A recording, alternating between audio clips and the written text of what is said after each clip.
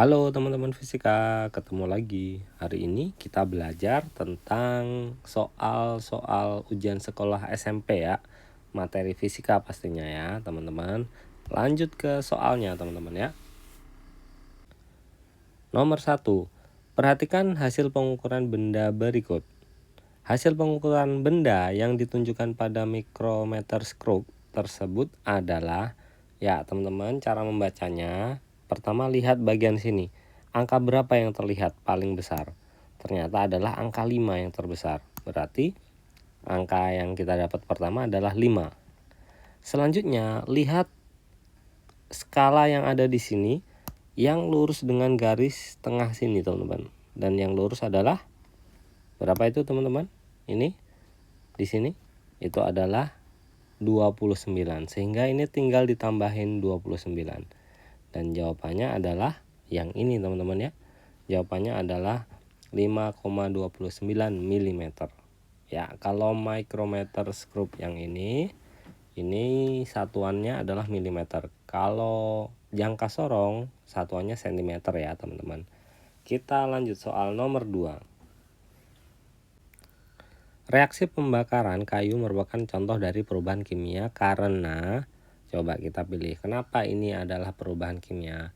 Yang A kita cek, terjadi perubahan dalam wujud kayu. Terjadi sih, cuman dia belum menjelaskan ini.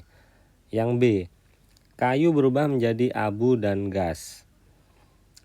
Kita cek lagi yang C sekarang. Terjadi perubahan dalam susunan molekul kayu. Iya, terjadi perubahan karena terbakar tadi ya, teman-teman. D, massa kayu berubah menjadi lebih berat. Oke, yang tepat karena ini perubahan kimia yang ditinjau, yang tepat adalah yang D ya. Yang C, teman-teman ya, maksudnya. Oke, lanjut nomor 3. Berdasarkan gambar tersebut, nomor atom, nomor massa, kita kasih line dulu nih. Nomor atom, nomor massa, dan satunya lagi adalah jumlah neutron berturut-turut. Oke, kita lihat. Nomor atom itu sama dengan jumlah proton ataupun jumlah elektron. Ini 3 ya, protonnya ada 3, elektronnya juga ada 3. Ya, jadi yang pertama nomor atomnya 3. Waduh, kayaknya yang ini jawabannya. Ya, selanjutnya nomor massa. Nomor massa itu adalah jumlah antara proton sama neutron. Ini jumlahnya 3 ditambah 1, 4. Oke, sepertinya memang D jawabannya ya.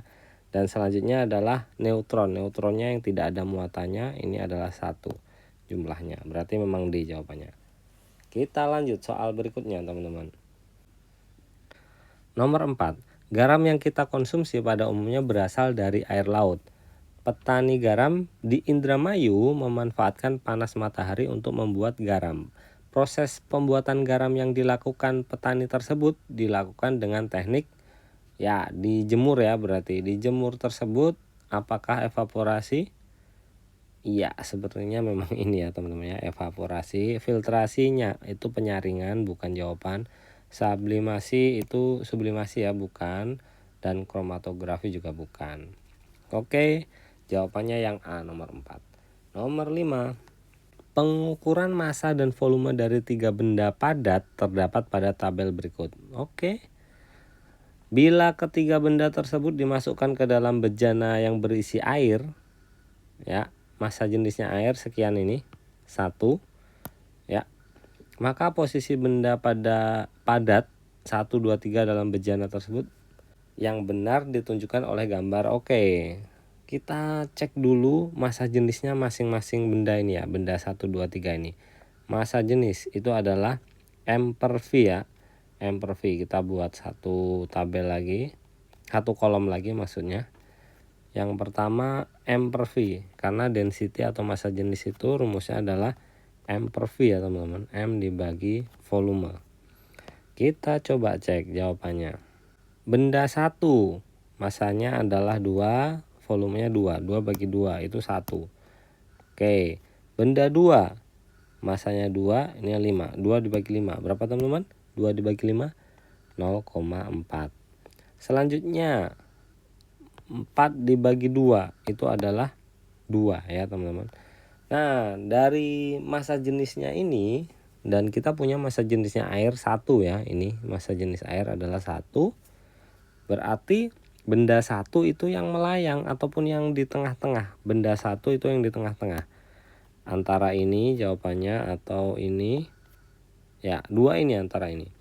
Selanjutnya, benda 2 itu kan massa jenisnya kecil, 0,4. Berarti dia di atas. Sepertinya ini jawabannya. Terus benda 3 massa jenisnya kan lebih besar dari air, 2 massa jenisnya. Dia di bawah. Oke, jawabannya adalah yang C, teman-teman. Nomor 6. Kertas lakmus digunakan sebagai indikator dalam satu percobaan. Jika kertas lakmus merah ya teman-teman, ditempatkan pada larutan yang bersifat asam, maka warna kertas akan berubah menjadi merah muda atau kuning ya teman-teman, menjadi ini. Jadi kertas lakmus merah ataupun lakmus biru, kalau dia terkena asam, dia akan berubah menjadi merah muda atau kuning. Ya, kertas lakmus merah ataupun lakmus biru. Kita lanjut soal nomor 7 teman-teman. Perhatikan grafik pemanasan 1 kg es berikut. Jika kalor jenis es 2100 Joule per kilogram derajat Celcius, kalor leburnya sekian ini. Selanjutnya kalor jenis air ini, ya 3 buah ini.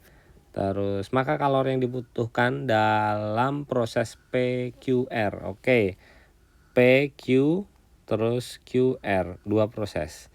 Nah, kita cari PQR. Jadi kalor dalam proses PQR itu sama dengan kalor dari proses PQ ditambah kalor dari proses QR. 2 tahap ya teman-teman. Nah, PQ rumusnya itu adalah M kali C kali delta T. Terus berikutnya si QR itu adalah M kali L. Masukkan nilainya teman-teman. M-nya adalah 1, C-nya itu adalah 2100. Ya, 2100 ya C-nya yang S ini. Terus berikutnya delta T. Nah, delta T dari 5 menuju 0. Berapa? Perubahan suhunya adalah 5. Terus ditambah masanya 1, L-nya adalah mana L-nya? Oh, yang ini. Ya, kalor leburnya adalah 336, 0-nya ada 3. 2100 dikali 5, 2100 kali 5 itu adalah 10.500 ya. Terus ditambah dengan 336.000 dan jawaban akhirnya adalah 346.500 ya Joule. Dan yang sesuai adalah yang ini ya, yang D ya jawabannya teman-teman. Oke, lanjut soal nomor 8. Saat praktikum IPA, Anissa memanaskan sebuah bimetal yang terbuat dari lempengan tembaga dan besi dengan api. Jika koefisien panjang tembaga, yang tembaga ini ya, 17 kali 10 pangkat minus 6, dan yang besi adalah 12 10 pangkat minus 6. Lebih besar si tembaga ya. Ya, lanjut. Maka bentuk bimetal yang terjadi. Nah, bimetal itu 2 logam dilekatkan gitu, dan kalau dipanaskan dia akan bengkok ke arah koefisien muai yang lebih kecil. Nah, yang lebih kecil kan di sini besi ya teman-teman. Berarti dia bengkoknya ke arah besi. Yang ini yang sesuai. Ya, bengkoknya ke arah besi. Oke, semoga paham nih. Nomor 9. Perhatikan kejadian sehari-hari berikut ini. Oke, itu ya, silakan dibaca. Langsung ke pertanyaannya. Yang termasuk gerak lurus berubah beraturan ditunjukkan oleh nomor. Oke, bola basket menggelinding di lapangan basket. Menggelinding di atas lapangan, di situ lama-lama dia makin pelan dan akhirnya berhenti. Ya, ini salah satu contoh yang pas ini. Selanjutnya yang 2, Budi menjatuhkan bola basket dari atas tangga ke lantai. Nah, pas dijatuhkan dia makin cepat. Berarti itu GLBB juga. Oke, ini juga udah jawabannya ini ya. Mobil mainan digerakkan dengan baterai. Oh no, dia akan konstan kecepatannya. Tamiya meluncur pada lintasan, sama itu kok akan konstan itu nanti kecepatannya. Jadi jawabannya adalah 1 dan 2. Ini ya. Kita lanjut soal berikutnya, teman-teman. Sebuah benda bergerak di atas lantai, kecepatan benda tersebut semakin lama semakin kecil. Oke, makin lambat ya. Dan akhirnya berhenti. Gaya yang menyebabkan gerak benda tersebut semakin melambat adalah gaya gesek, teman-teman ya. Gaya gesekan antara benda tersebut dengan bidang geraknya ataupun lantainya. Oke, nomor 11 sekarang. Perhatikan gambar gaya-gaya yang bekerja pada benda berikut. Ya, kita lihat yang ke arah kanan ini 40, ke arah kiri 25. Jadi force resultannya itu sama dengan yang ke kanan 40 tambahin, yang ke kiri 25. Jadi sama dengan 40 minus 25. Berapa nih teman-teman? 15 Newton. Belum selesai sampai ini ya.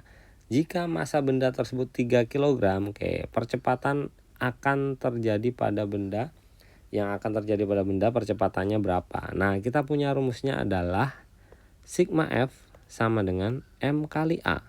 Sigma F-nya itu sama dengan F resultan yang sudah barusan kita hitung, dan sama dengan mass-nya itu 3 kali A.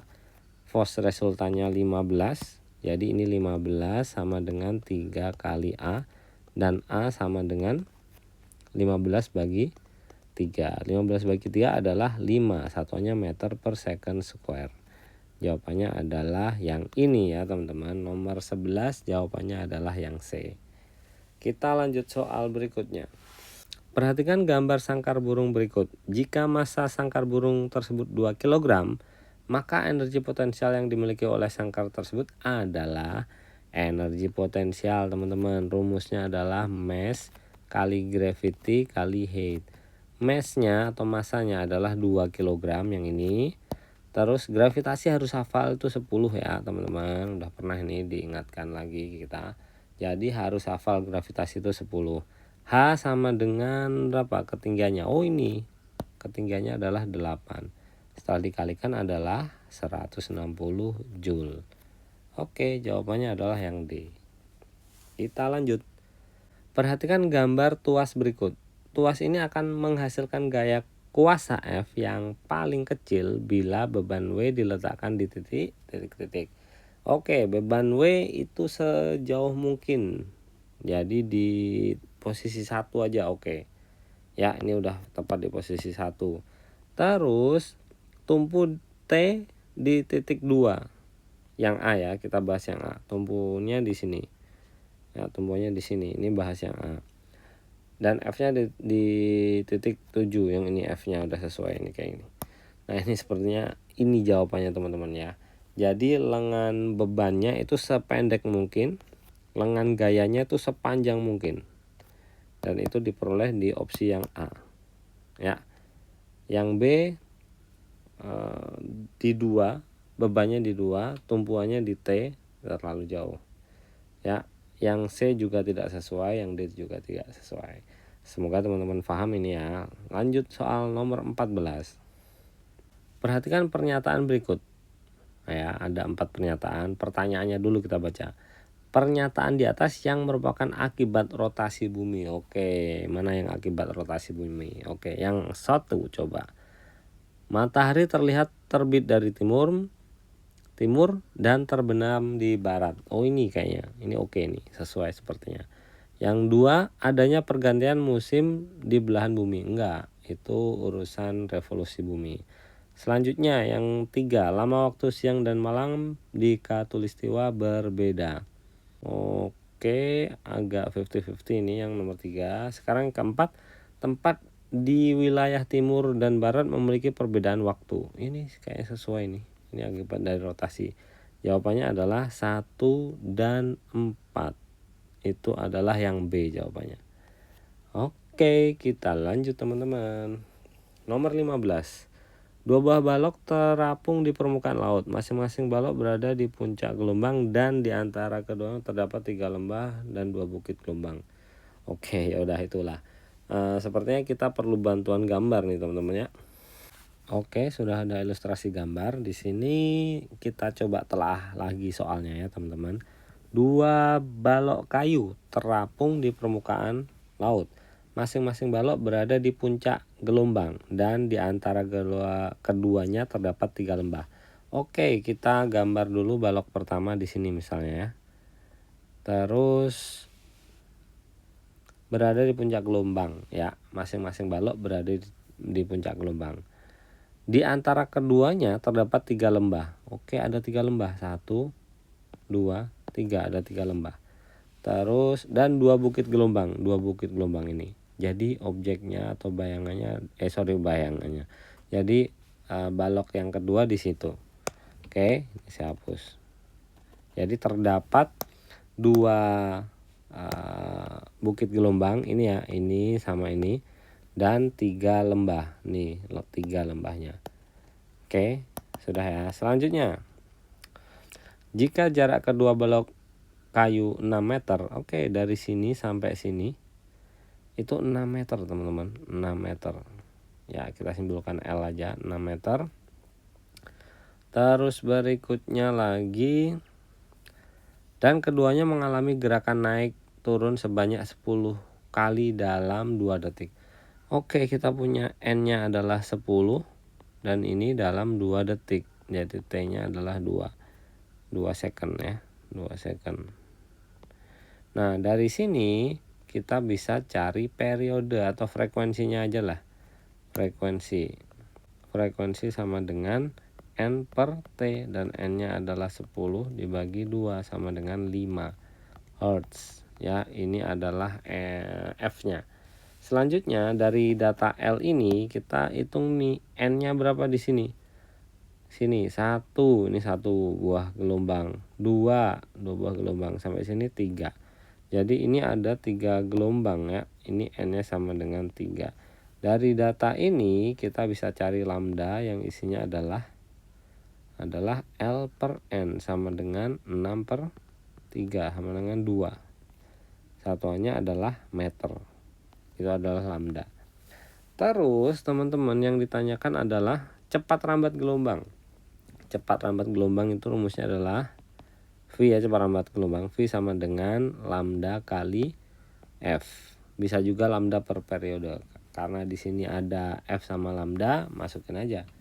Lambdanya adalah yang ini, lambdanya 2 meter ya teman-teman, yang ini 2 meter. Terus frekuensinya adalah 5. Dan jawabannya adalah 10. Satuannya adalah Hertz. Ya, 10. Nomor 15 sudah terjawab. Sama dengan lambdanya adalah 2, frekuensinya adalah 5. Setelah dikalikan, ini jawabannya adalah 10. Satuan adalah meter per second. Oke, yang B ya teman-teman ya, nomor 15 sudah terjawab. Kita lanjut nomor 16. Nomor 16. Dari atas kapal, seseorang peneliti memancarkan bunyi ke dasar laut seperti gambar berikut. Berdasarkan observasi, ternyata bunyi pantul terdeteksi setelah 5 second. Berarti time-nya sama dengan 5 second. Ya, terus kecepatan bunyi di air laut tersebut adalah 1400 ya, 1400. 1400, satuannya adalah meter per second. Maka kedalaman laut tersebut, kedalaman itu adalah H. Jadi ini kedalaman air laut ini berapa. H itu kita bisa cari dari rumus V kali T, tapi per 2 ya, per 2. Dan V nya itu adalah 1400 kali T nya itu adalah T nya 2 ya, T nya 2 terus dibagi 2.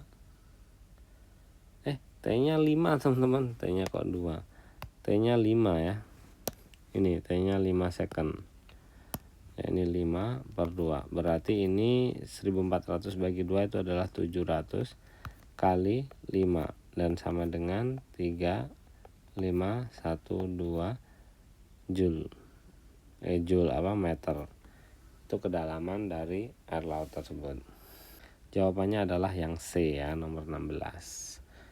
Kita lanjut soal berikutnya.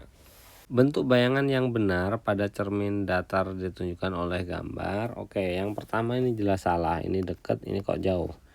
Ini salah ya. Terus yang kedua, di sini kayaknya sesuai banget loh ya. Cuman ini kok lebih panjang. Jadi ini salah. Ya, teman-teman harus teliti ini. Berikutnya yang C.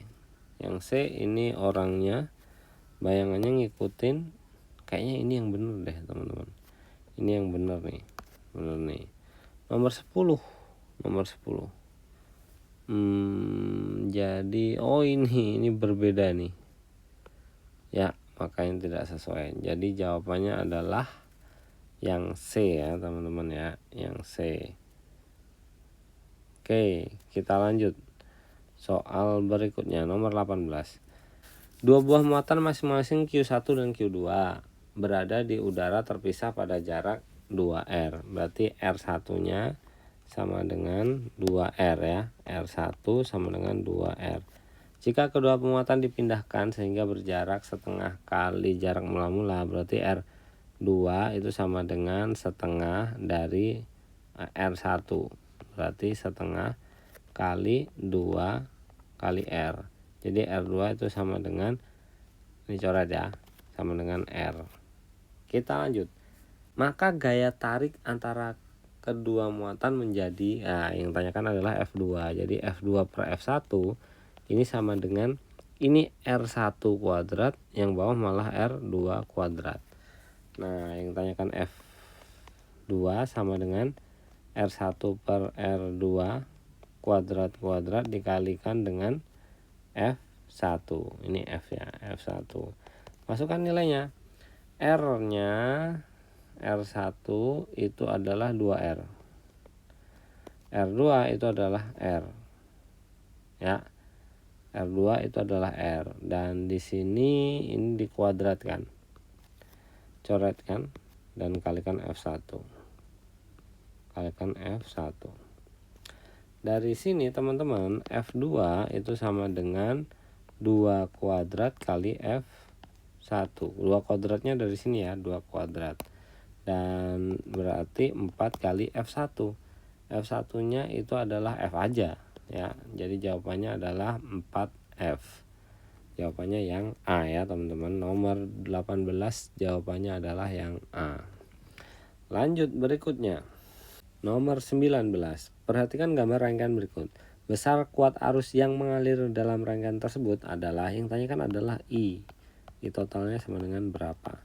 Nah, pertama kita cari dulu R paralel ini digabungkan ya teman-teman. Seper R paralel sama dengan 1/3 ditambah 1/6, dan sama dengan, ini adalah 6, ini kali 2, ini kali 1, dan sama dengan 3/6. R paralel sama dengan 6/3, itu sama dengan 2 ohm ya, 2 ohm. Berikutnya lagi kita cari R total teman-teman. Dari sini lanjut R total sama dengan R paralel tambah R yang ini, R1 tambah R1, dan itu sama dengan 1. R paralelnya itu adalah 2 ditambah 1, dan itu R totalnya sama dengan 3 ohm. Nah, dari sini untuk mencari I totalnya ini tadi, I total sama dengan V total per R total, dan ini sama dengan V totalnya itu adalah 6, R totalnya itu adalah 3. Setelah dibagi ini adalah 2 ampere, dan jawabannya adalah ini. Oke, nomor 19 selesai. Kita lanjut soal nomor berikutnya teman-teman. Sebuah transformator step up menghasilkan beda potensial 200 volt. Oke, nomor 20 kita kerjakan di sini. Menghasilkan berarti itu adalah voltase sekunder teman-teman ya, 200 volt. Transformator tersebut dihubungkan dengan sumber tegangan 100 volt. Berarti itu adalah V primer karena sumber ya, 100 volt. Jika arus yang mengalir pada kumparan primer berarti itu adalah IP sama dengan 150 ya, miliampere. Maka arus listrik yang mengalir pada kumparan sekunder berarti IS sama dengan berapa? Oke teman-teman, kita punya rumusnya itu adalah Vp per Vs sama dengan IS per IP. Dan kalau disuruh mencari nilainya IS berarti menjadi kayak gini rumusnya teman-teman. IP, jadi IP ini pindah ke sini ya, menjadi pengali. Jadi IP dikali dengan VP per VS sama dengan IS ya. Saya ingatkan lagi, caranya adalah ini dipindah ke sini menjadi pengali, menjadi semacam ini. Oke. Dan setelah ini kita masukkan nilainya. IP itu adalah, mana IP ini, 150 dikali VP, VP nya adalah 100 per VS, VS nya adalah 200 ya, ini 200. Kita coret nolnya, dan selanjutnya ini menjadi, ini adalah IS ya, I sekunder yang kita cari. Ini menjadi 150 kali 1 per 2 dan sama dengan 75, satuannya adalah miliampere. Oke, jawabannya adalah yang A. Nomor 21. Apa yang terjadi jika dua benda yang bermuatan listrik statis bertemu? Oke, kita cek. A. Benda-benda tersebut akan menarik satu sama lain jika sejenis. Ya, kalau sejenis itu tolak menolak ya teman-teman. Selanjutnya yang B, benda-benda tersebut akan menghilangkan muatan listrik statisnya, kurang sesuai. Yang C, benda-benda tersebut akan saling tolak menolak jika sejenis. Ya, ini sepertinya jawabannya ya teman-teman. Yang D, benda-benda tersebut tidak akan berinteraksi. Oke, salah yang D. Oke, jawabannya yang C, nomor 21. Kita lanjut nomor 22. Sebuah benda berjarak 6 cm dari cermin cembung, berarti itu adalah S teman-teman ya, 6 cm. Dengan jari-jari kelengkungan 24, berarti R-nya dari cermin cembung tersebut itu adalah 24 cm. Nah, fokus poinnya itu adalah setengah dari R, 24 per 2, dan dikasih minus ya, karena dia cermin cembung, sama dengan minus 12 cm, itu F-nya. Jarak bayangan yang terbentuk S aksen ya yang tanyakan sama dengan berapa. Kita langsung aja ngerjakan pakai rumus 1/s aksen sama dengan 1/f kurangi 1/s. Masukkan nilainya. F-nya itu adalah ini minus 12, minus ya, minus 12 dikurangi dengan 1/s 1/6, dan ini menjadi semacam ini 12. Ini minus 1 dan ini adalah minus 2 sama dengan minus 3 per 12. Itu adalah 1/s aksen. Jadi 1/s aksen sama dengan minus 3 per 12. Sehingga kalau disuruh mencari S aksen berarti ini dibalik, 12 per minus 3, dan jawabannya adalah sama dengan minus 4, satuannya adalah sentimeter. Apakah ada? Oke, ada, ini jawabannya yang A. Oke teman-teman, sepertinya cukup untuk sesi kali ini. Semoga teman-teman bisa paham, dan sampai jumpa lagi di video-video berikutnya. Thank you.